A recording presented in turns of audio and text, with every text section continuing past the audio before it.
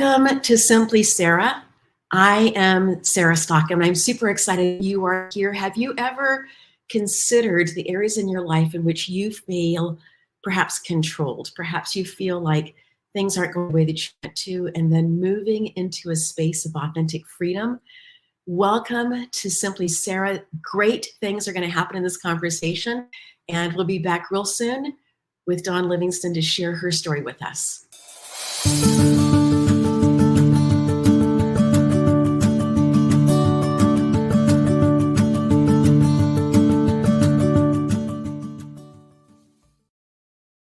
As I promised in this conversation, we're going to be talking with somebody who has moved from a place of feeling so controlled in her life to a place of absolute authentic freedom.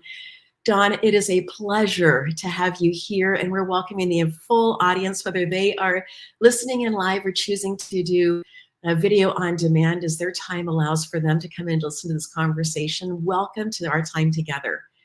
Thank you, Sarah. Lovely to see you, and thank you for asking. Absolutely. You have the most wonderful accent in your voice. I would love for you to share a little bit of your story and tell us a little bit about that accent as well, as you share about moving from a life of feeling like others were controlling all of the things that you were doing and having that impact your mind in such an impactful way, and then choosing to move, taking steps towards freedom. Tell us your story now. My pleasure to do so. You can tell I don't have an American accent. I was actually born in Edinburgh, Scotland. I was born and raised there. Been in the States now for about 12 years. And really my journey has taken decades really for me to get to this realization. My parents split up when I was 4 years old. My mother remarried shortly after that, and I had a stepsister and a stepbrother. And then I think about 2 years after that, we had a little sister. So there was four brothers and sisters. And I just thought we grew up in a normal way, and I think we really did. We had a good upbringing, and our parents were great.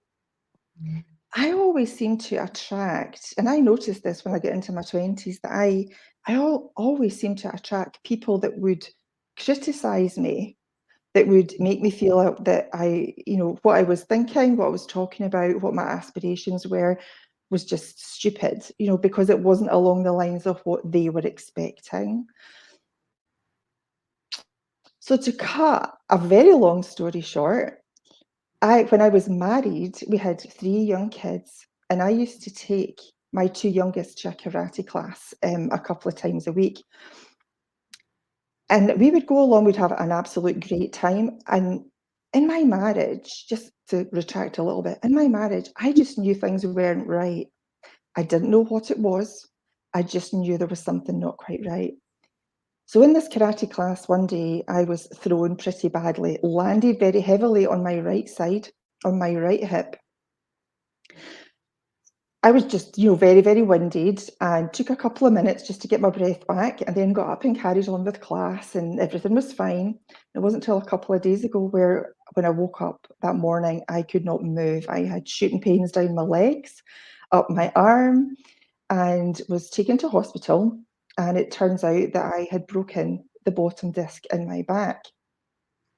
So the only thing, excruciating pain, the only thing I could really do was walk for a couple of minutes and then lie flat. I couldn't sit, I couldn't pick up anything heavy, nothing at all. It really was not a good time for me. I think because I realised that something wasn't quite right, I think that compounded everything. And then I felt really low, probably a bit of depression, if I'm being totally honest. I was off work for 4 months. And just prior to that, I had taken my Reiki 3rd degree. So I had been a master teacher. And I was lying flat out on the couch one day, and I decided to get one of the books that was on the reading list. And you'll know this very well. It was the Louise Hay, You Can Heal Your Life.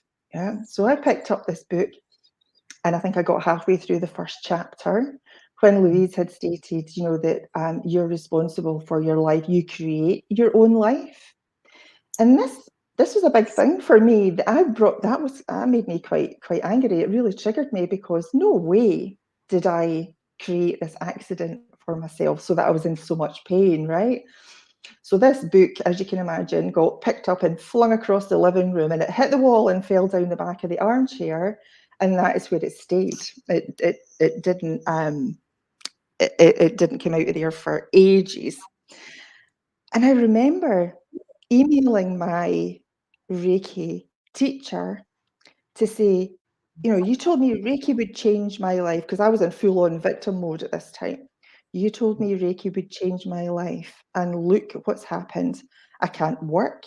I can't pick up my kids. I can't do anything other than lie flat. I'm in so much pain. And she fired an email back to me that very, very rightly just knocked the ball back onto my side of the court. And she said, have you ever thought about what not being able to work is allowing you to do, rather than what it's not allowing you to do? So that was something for me to mull over. I thought, I need to think about this one a little bit more. So just a week or so later, I had to go back to work, and I had a call from a counsellor that said, you have been off for 4 months now. That's really considered long term. So we want to have you in just for a few minutes, just a consultation to see if we can make anything better for you in your working life. This is okay, that would be great. So in I went, and the first question she said to me, she said, oh, nice to meet you. And she said, so how are things at home? So that was my volcano exploding. And I just took that as an invitation to dump everything on her. That poor woman, I'm sure she regretted asking me that question. So I proceeded to tell her and sob my heart out at the same time about how my husband made me feel, the things he said, the things he did, how I felt really stupid, how I couldn't do anything right, this type of thing.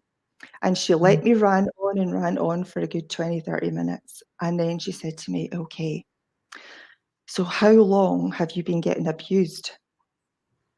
And I've not been abused. He's never lifted a finger to me. And seriously, I didn't think he ever would. I really didn't think so. She says, no, you've misunderstood the meaning of abuse. She says, you're associating it purely with physical abuse. She says, from what you've been telling me, you have been verbally, mentally, psychologically, and emotionally abused. And I realized that was my light bulb moment, Sarah. Because I realized at that time that that was the pattern that I had been attracting all my life. And then the emotion started to come up. I was quite angry. I was angry with my husband, because of the way he had been treating me. But I was also angry at myself, because I realized in that moment that the only reason I was being abused was because I allowed it. I hadn't been strong enough to stand up for myself, and keep my feet firmly planted on the floor and say, no, I wasn't able to, set those boundaries. I just wasn't able to do it at all, because there was that fear of conflict there. And I just wanted to avoid it. I just wanted to get on with everything. So that was that really pivotal time for me, because then I realized that I had been giving my power away to absolutely everybody I had met. And I was just letting them treat me the way they thought I was to be treated. And I just wouldn't say anything about it. So I had been disrespecting myself for so many years, really. So it was quite a time for me. And I think it was approximately 2 weeks after that I told my husband we were done. That was it. I don't want to be in this marriage any longer. And that was so hard for me to do, but it was as if I had something in my solar plexus tugging me to do it. It's like, come on, you can do it. You really can do it. And I was like, oh, I don't know that I can. I'm so terrified. And it took me a few weeks to actually do it. But see the relief afterwards when I actually did. I had been having horrible dreams for decades, all really blurry, fast dreams. The night I told him that I wanted a divorce, my dreams stopped. I never had any more of them. I would sleep all the way through the night, where beforehand I was awake a couple of times. You know how your mind races? That's what my mind Yes. was doing all the time. And after that, my dreams stopped. And so it was the best move I ever made because I wasn't listening to myself. You know, I believe now I had thrown myself this accident so that I could sit back and have time to think about my life and what was not going right with me. And that's really and I'm so grateful for that. I mean, yes, the accident was a horrible thing to have, but it's changed me in so many different ways. It's actually made me understand that nobody else can control me unless I allow them to control me. And that has been a massive light bulb for me in my life. And I am now at the stage where I am confident enough to speak up for myself, really confident enough to speak up for myself and tell people what it is that I like and what I didn't like. So I'm a totally different person, really, you know, finding myself and what I'm comfortable with. We're going to take a quick break here. And as we're taking this, I just want you guys to think about how she moved from this place of a life where people were minimizing her and then has this accident, has 4 weeks to be laying completely silent, can only lay down a little bit. And then when she comes back, she begins to understand that there's a different way of looking at life when people are asking her questions. Dawn not only is our special guest today, she also has her own show. Watch this.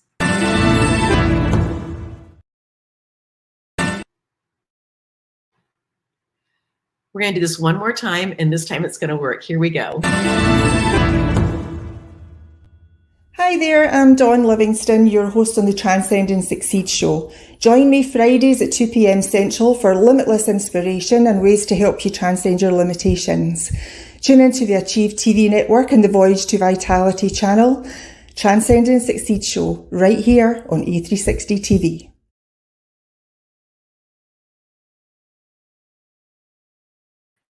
Dawn, you are an inspiration. You're an inspiration to me. You're allowing me to look back at my life and look at some things that happened in my life that I go, ooh, even when I look back now, I go, those were pivotal moments for me, things that I wouldn't have asked to have happened. And yet in the spaces of those happening, truly became pivotal in terms of me learning what self-care looked like much more for me rather than what other people thought it should look for me in that. I would love to hear how you then got to Texas, where you live now. How did you get from Scotland here? Good story. It was a year, probably about a year and a half after my marriage ended that I met Duncan. Believe it or not, we met online, and I think we had a couple of dates and we were very, very comfortable with each other. And we started to date. And then my mother wanted to take the family on a break to Florida. So he came along with us. So we took the kids to Florida and had a great time. And I remember sitting on the plane on the way home, and I'm saying to him, "Oh, that was just fabulous. You know, have the blue sky and the sunshine, and wouldn't that be great just to have, you know, lovely heat every single day?" And he said, "Well, would you want to live in the States?" I says, "Given half a chance, absolutely." And he said, "Well, we could." I said, "How could we?" I said, "I was born in Ohio." And I was like, "Really?" He said, "Yeah, I was born in Ohio." And he had his citizenship and everything. And I think it was about 2.5 years after that, we applied for me to have my green card. We got married, and here we are. Now we've been here for 12 years and love it. In blue skies every single day. Nice warm. Yes. all the things. Yes. Well, we started off in California. We were just north of LA. We were there for about 6 years. So yes, lots of blue sky there. Then we moved north to San Francisco for a year. Not quite so much blue sky there, but definitely very lovely climate. And then we were in Colorado and Denver for 4 years. So lots of blue sky there too, but nothing. The heat does not compare to East Texas, especially right now, over 100 Very degrees. true. But yeah, yeah. Yes. Yes. I faithfully am grateful for the people who not only created air conditioning, but also the people who keep all the different pieces going. I know that we, for just a moment this summer, didn't have any. And that day, the guy came out to fix it. And we said, do we need to change out the compressor? And he laughed and said, no, the compressor is just fine. We need to change out this one little tiny part. You're good to go. And again, just how grateful, because it's fun to be outside. It's fun to take in, especially early in the morning. But by the afternoon, when it's nice and warm, it's nice to be able to come in where it's a little bit more, maybe the word's reasonable, maybe just cooler is the better word. I don't know. Yeah. So Don, process, how have you taken what you have learned, what you have experienced in life, what you have gone through, and how do you help other people with that? Well, I realized that, well, you know how you like attracts like, yeah. So everything is a vibration.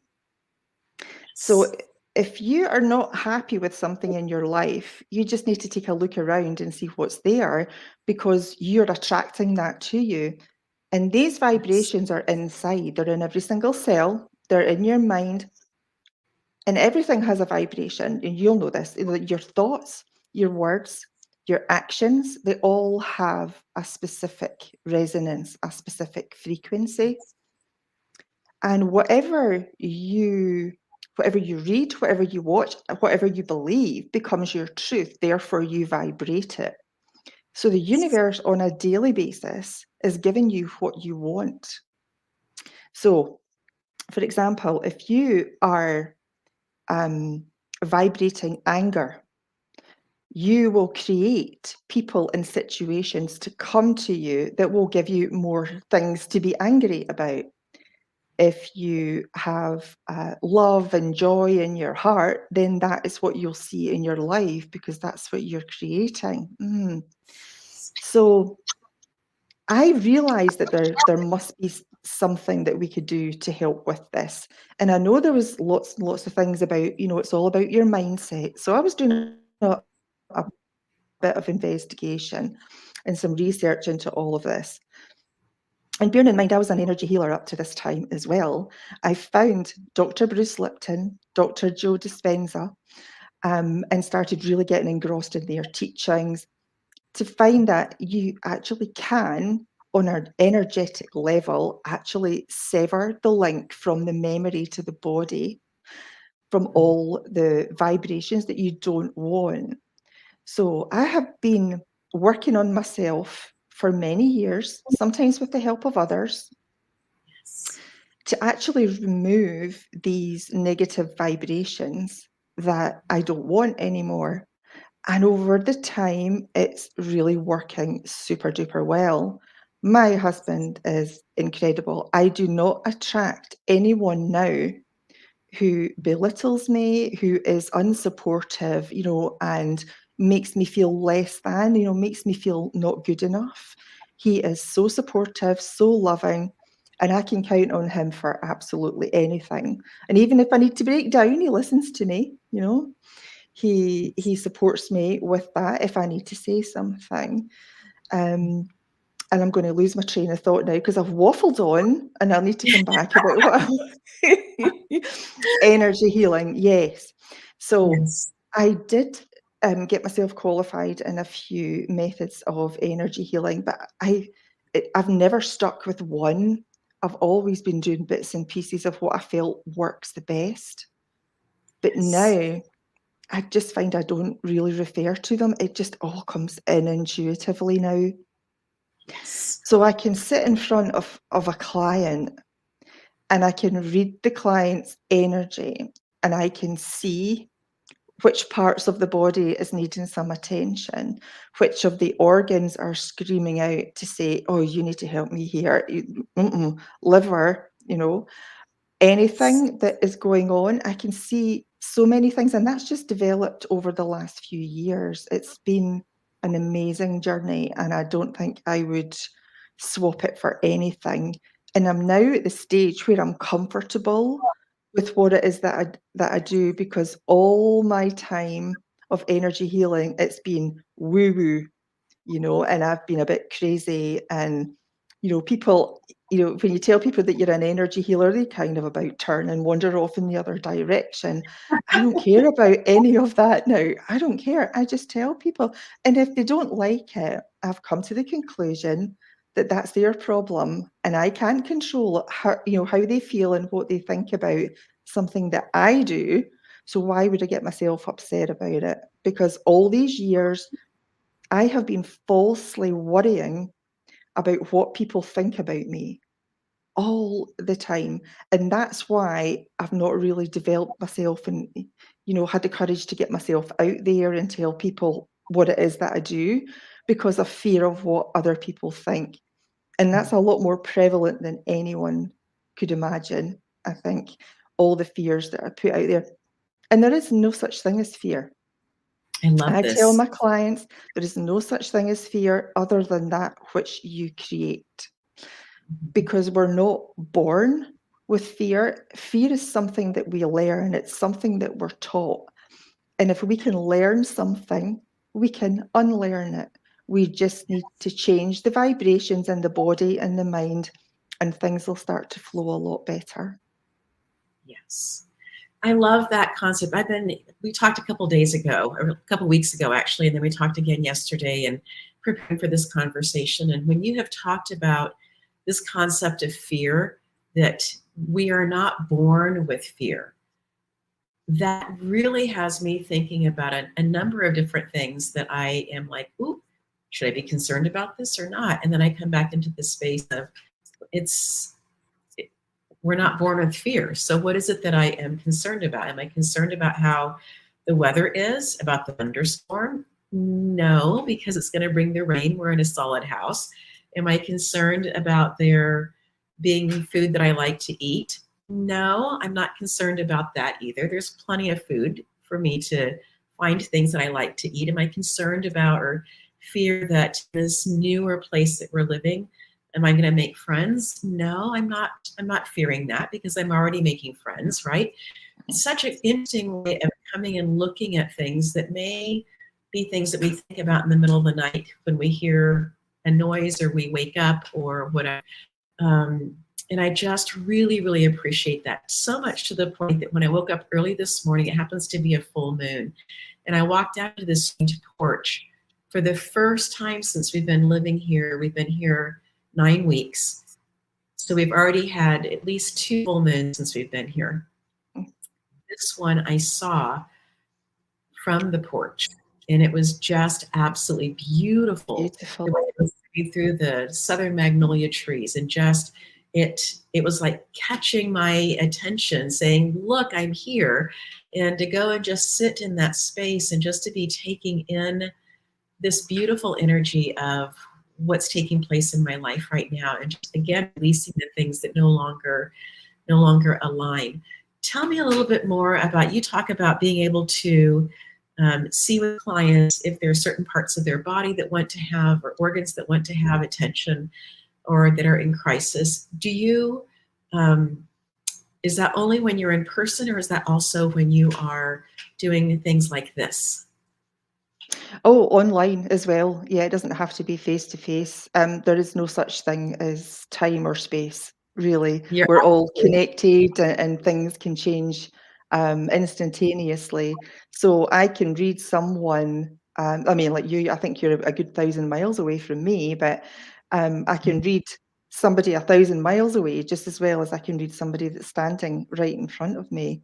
It it's doesn't matter. It's your intention to read that person. yeah.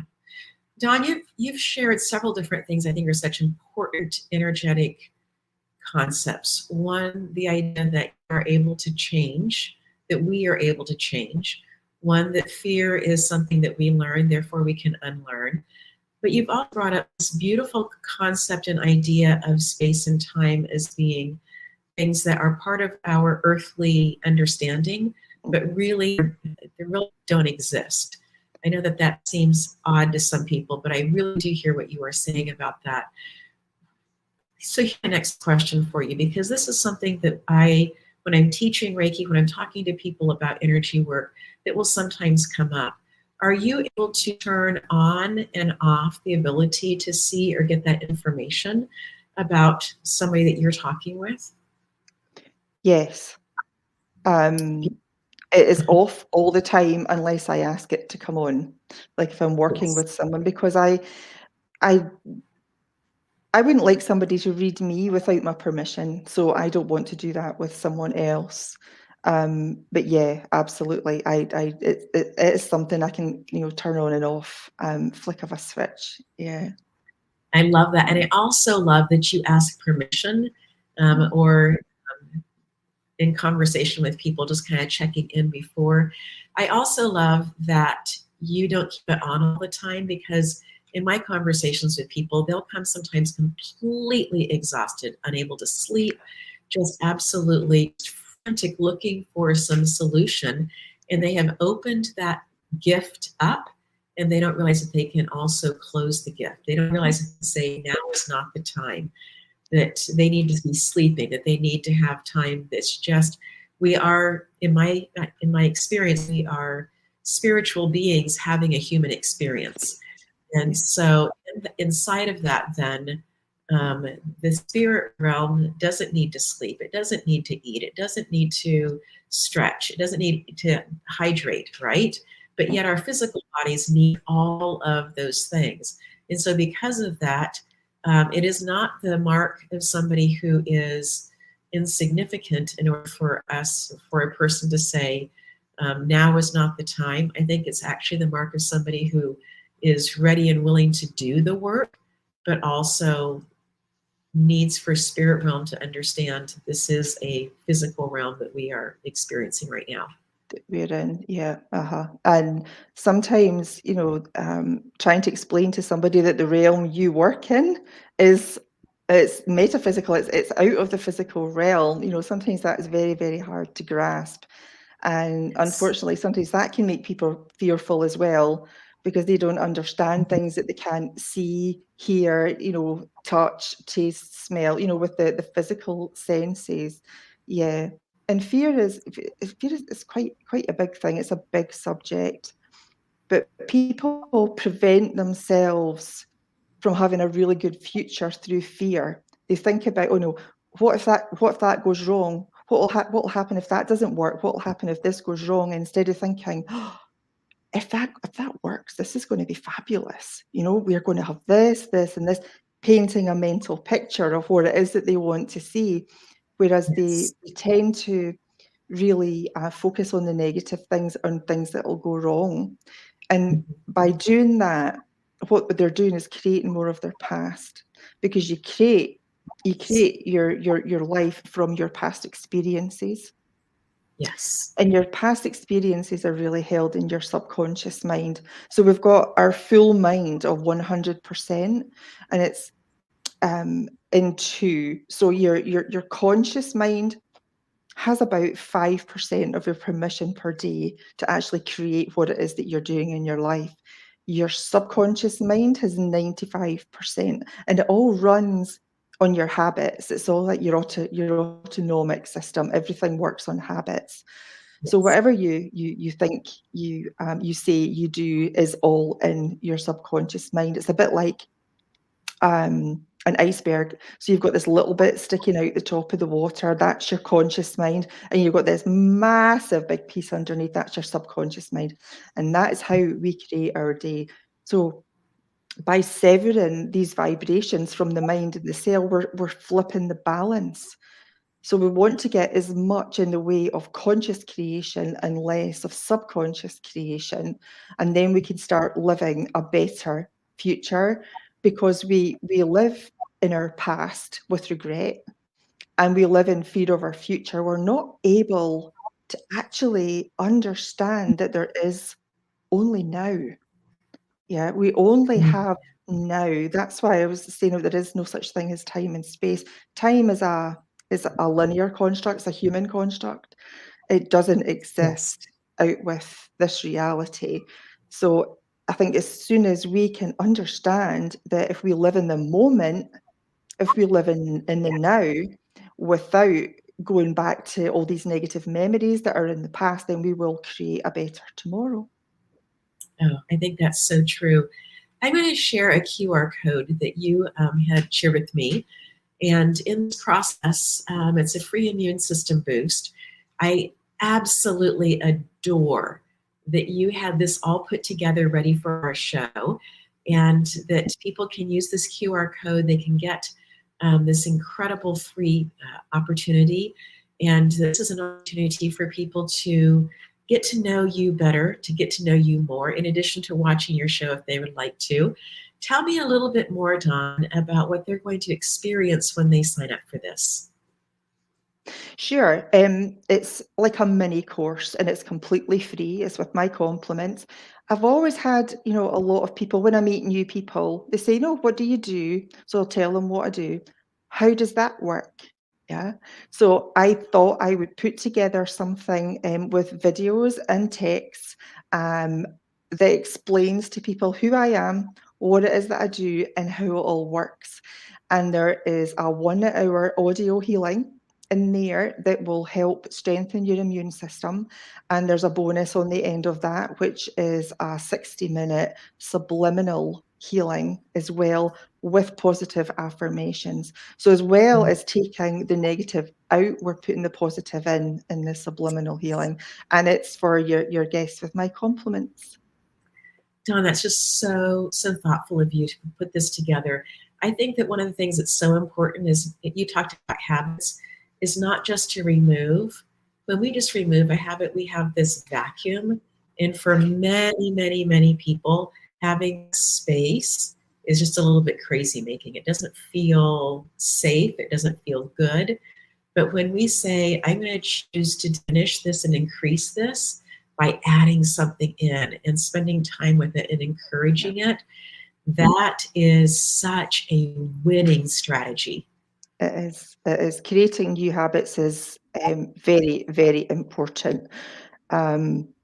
Yes, it'll feel uncomfortable. Everything does when you're stepping out that comfort zone that we've been in, we've been stuck in all our life. The ego drags us back into comfort. But and look at me, I've got my own TV show now, and I'm being guests on other people's podcasts and shows. I would never do that before, but it still feels uncomfortable. You've just got to get yourself comfortable with the uncomfortable. And then it'll be like there's not been a problem the whole time. And that's the only way that we can grow. It's the only way we can expand. We need to increase our knowledge, learn something new every day, and then take action, take steps to move out of the past that we're all stuck in, basically. Absolutely. As you are processing where you are in life now, as you go back and look at where you have been, what are some of the things that you are considering next or looking forward to, or perhaps wondering about for your own self, for your own life? Well, I think what I want to do actually encompasses both of them, to be honest with you. It's going to encompass my growth and my confidence. And it'll also help, I think, get myself out there so that people know who I am and what it is that I do and understand how the work that I do can help them. I'm looking to do like an online course of maybe 12 weeks.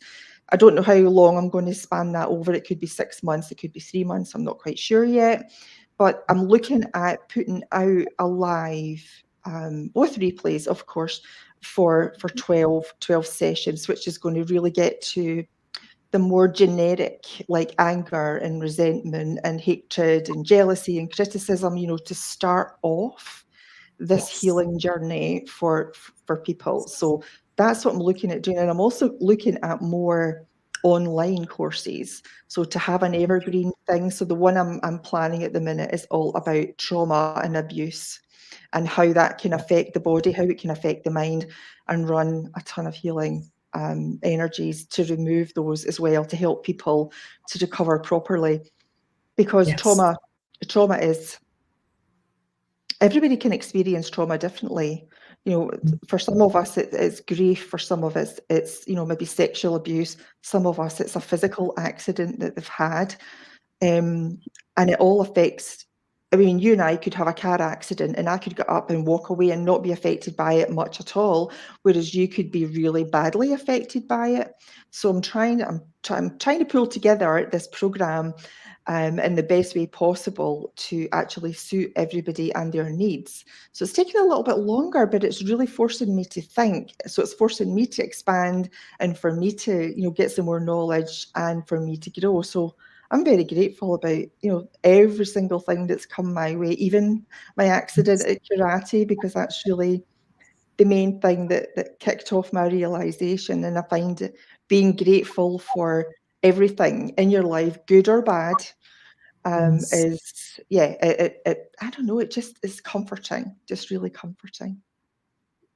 It really is comforting. And I know that recently I had a conversation with somebody and we were talking about, do all things really work together for good? Do all things? And in that conversation, I think it really had to do for me with my willing to look at the good that has happened past that point. So if this is the point that something happened, I was in a car accident, the car was totaled. I'm grateful for the car that I had because it was such a high safety rated car that I was able to walk away from it.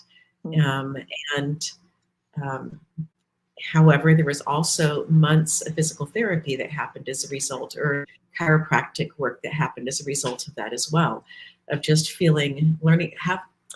helping my muscles remember that they don't have to be stressed all the time, right? And that's one of the things that can happen when you go through something that is traumatic, whether it's loud sounds or it happens to be an event or it happens to be a car accident, whatever it happens to be, the body keeps score. And there's an incredible Oh, yeah. book called Body Keeps Score. And in that process of the body just remembering, holding on to.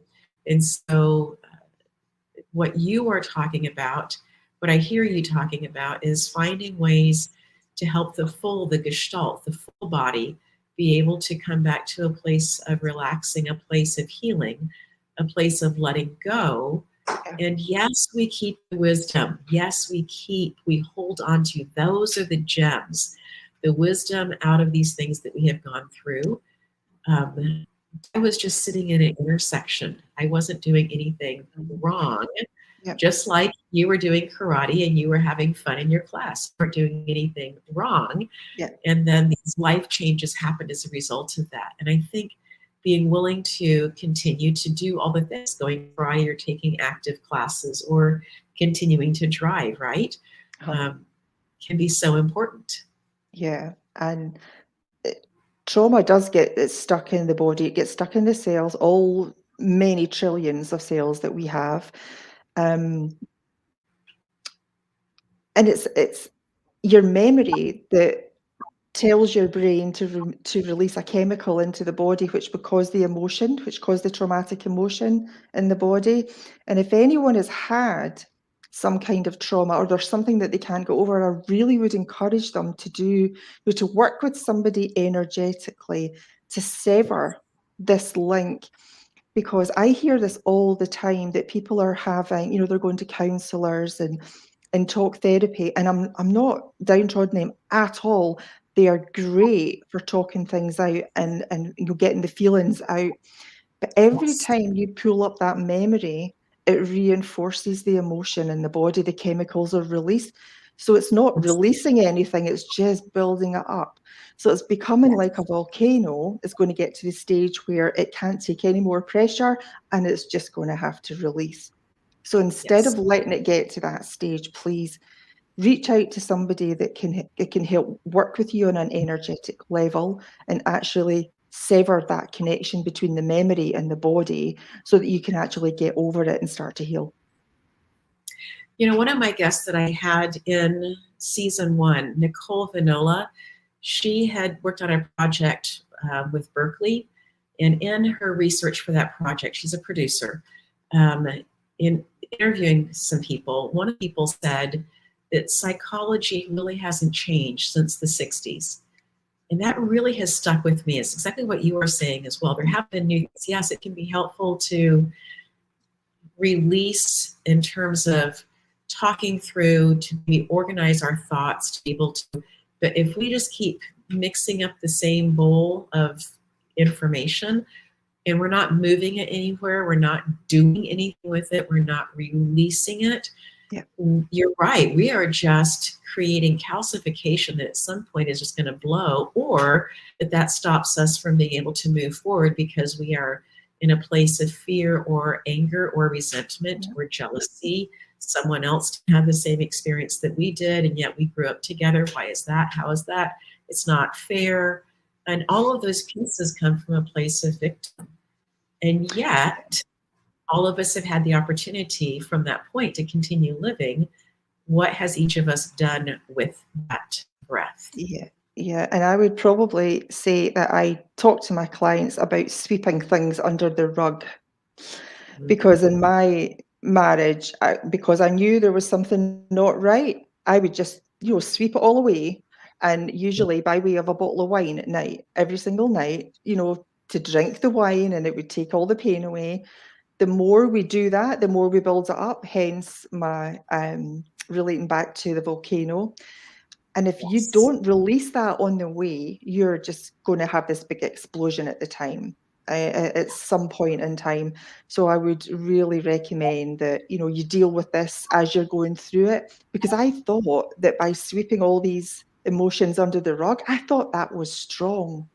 I thought I was being courageous and strong by doing that. Whereas now I just know I was on the complete wrong end of the stick, and it really wasn't the best thing for me to do. So true. And I love that you courageously share this information, because as we are gifting other people energetic tools, that concept and idea of it's not a position of strength to keep sweeping things under the rug. It's actually a coping mechanism that keeps us, we believe, out of conflict. And conflict is not the great enemy in the world. And I say this understanding that there are some people that I care very deeply for who have very, very strong opinions about watching the news and reading the news and taking all the news in. And that just it doesn't impact my life in the same way. And yet I sense that there is the word that was used was that I have apathy towards. And I thought, well, that's interesting. I don't know that I have apathy towards things that are happening around, but when I'm listening to the news or reading the news or watching the news, it's not giving me any solutions. It's just Pressing. it's distressing on purpose. I mean, I listened to something this morning as I was taking a loved one a cup of tea, and I just thought, yep, that was completely worded to get somebody to have an emotional reaction. And this was early in the morning, and I thought, when people get triggered that early in the morning, that can just set them off for the full day.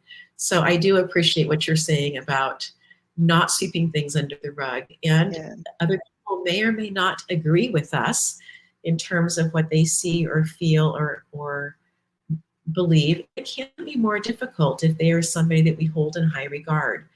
Yeah. And yet they are also human. They are not perfect. They're not complete. They are not any of those things, right? Yeah.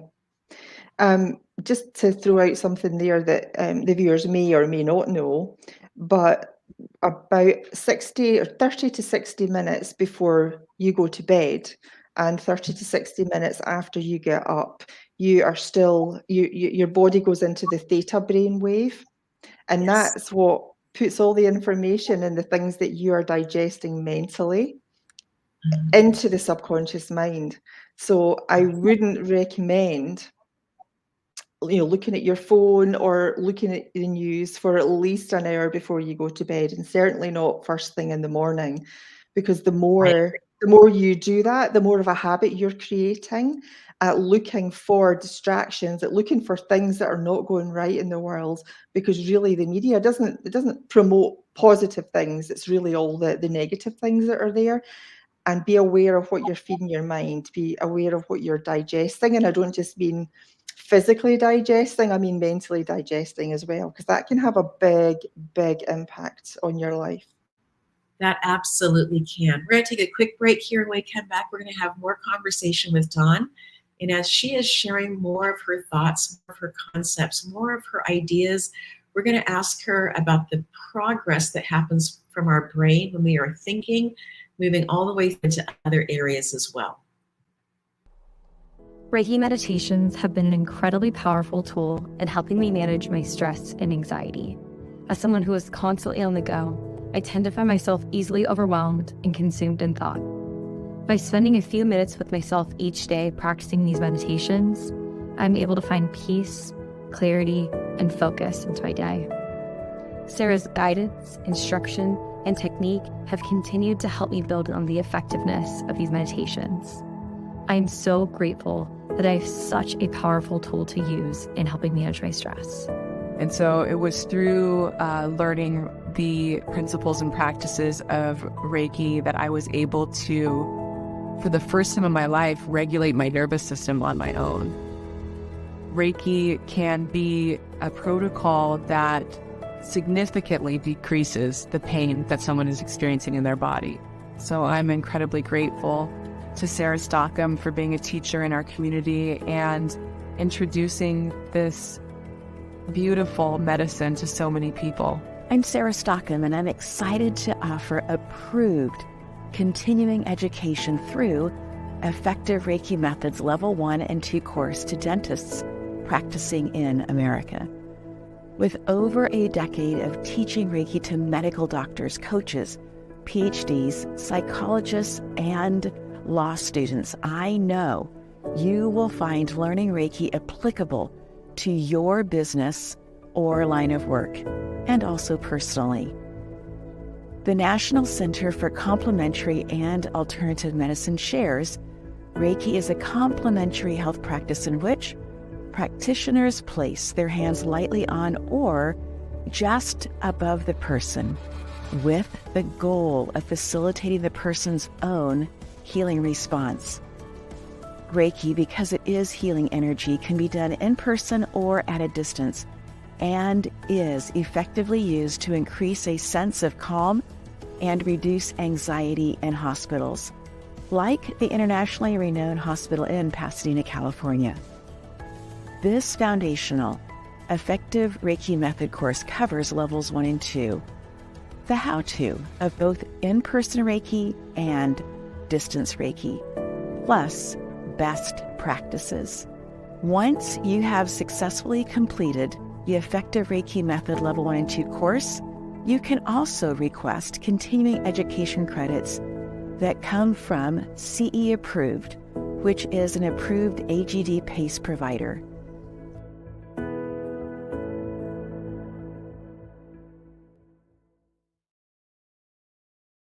In our conversation today with Dawn, we are talking about so many different things, but I really want to bring her back in for us to have the conversation about thoughts. What happens in our thinking area? How does it become the actions that we take? What is that progression? You have to be very aware of what you're thinking, saying, and doing about yourself. Very, very much so. And I've found this over the last few decades, that the way you think about yourself, the way you perceive yourself, the things that you say to yourself, because we all get out the shower, catch glimpse in the mirror and think, oh God, I'd like to lose a few pounds, and then we start to get annoyed because we don't look like the model in the magazine, this type of thing. So we are perceiving ourselves to be something that the person we admire, we're not that person, but we want to be that person. So we are putting ourselves up against somebody else, and we shouldn't do that. We're trying to be someone else. We need to understand we're all unique individuals. Every single one of us, there's not two of us, definitely not. So we shouldn't compare ourselves to anyone or anything. Should never do that. Be aware of your thoughts about what you're thinking about yourself, about what you're thinking in your life, and actively sit down every day and think, okay, well, where did that thought come from? And why did I think that way? And swap it around, because as soon as you catch it, you can turn it around. Any negative thoughts, switch it around, make it positive, and do the same with the things that you say about yourself. Yeah, if I mean, I did this for so many, many years. I was overweight for so long, and I would always be, say really horrible things about myself. Oh, I just look too fat in this, or, words to that effect. And I didn't realize until recently how detrimental that was to my growth.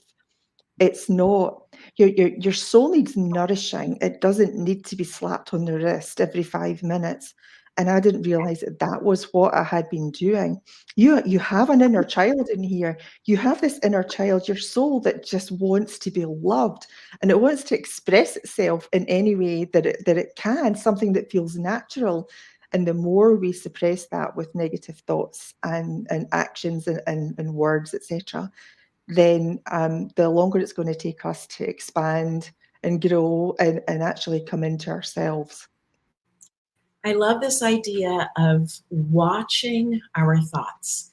I was first introduced to this several decades ago when we were teaching in the classroom, when I was teaching in the classroom, and we were doing some things about helping students do better on tests, on standardized tests. And we began having these conversations about how are we thinking about and how are we teaching children to think about the questions that they see on the test, whether it happens to be language arts or it happens to be math.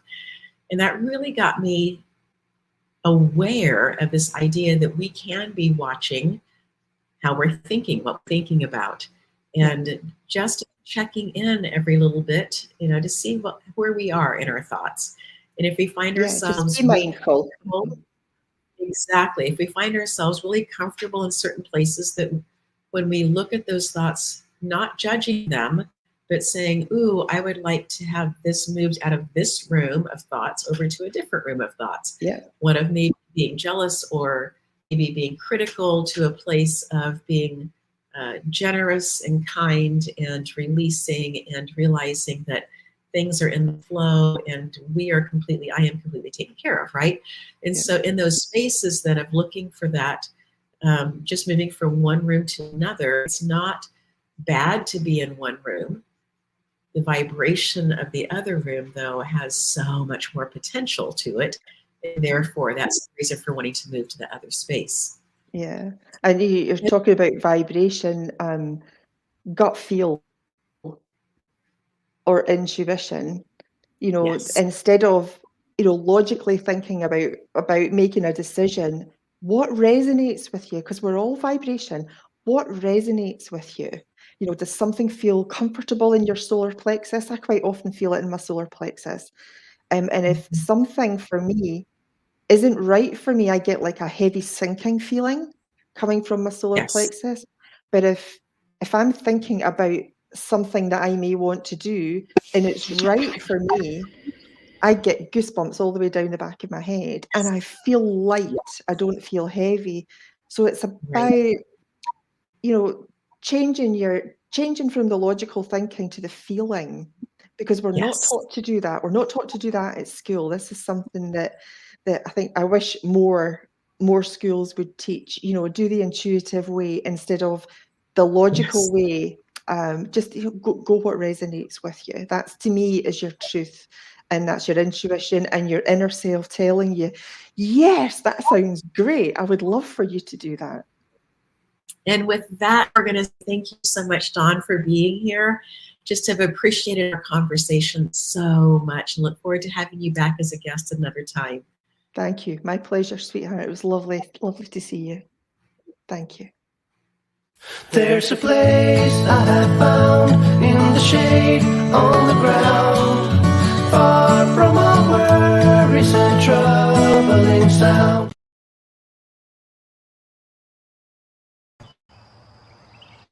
What an incredible morning. So part of us being here on this incredible property, I is that we have blackberries that have been here for years. We are so excited to be sharing with you from Simply Gardening as we are learning different things on the property. And one of the things that we are learning is the sound piece of it. And so just wanted to share that with you, that we are working on it, that we are recording, that the blackberries have been amazing. Favorites so far has been apples from the homestead with blackberries in a crisp. It's been absolutely the most favorite thing that's happening here. And we're so grateful that you are coming along and learning and growing, and just so grateful for you. Have a phenomenal day, and we will see you next time on Simply Sarah.